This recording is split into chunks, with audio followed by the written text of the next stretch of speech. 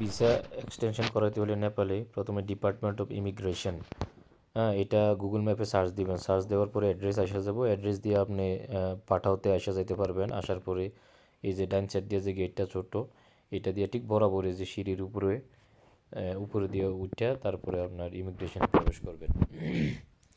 Immigration প্রবেশ করার পর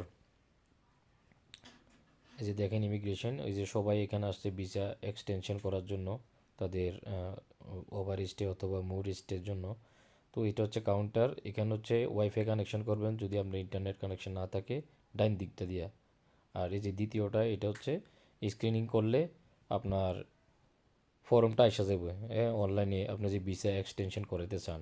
ওই ফর্মটা পূরণ করার পর আপনার এখানে যখন পুরো কমপ্লিট হয়ে যাবে, কমপ্লিট সাবমিট লেখা উঠবে, তখন আরেকটা কিউআর কোড আসবে। আসলে ওইটা মোবাইল সহ এই সেন্সরটা ইয়াতে ধরলে অটোমেটিক্যালি এটা সেন্সর থেকে কানেকশন হয়ে আপনার একটা রিসিট আসবে। যে আমার পাসপোর্টের মাঝখানে যে রিসিটগুলো, এই যে রিসিট আসবো।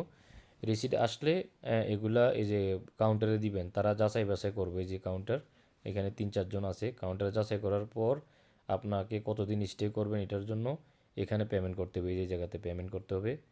এখানে আপনার প্রতিদিন $3। যদি কেউ একদিনও স্টে করে থাকে, মিনিমাম 15 দিনের টাকা পে করতে হইব। মানে আপনি একদিন বেশি থাকতে চাইলেও 15 দিনের টাকা পেমেন্ট করতে হবে।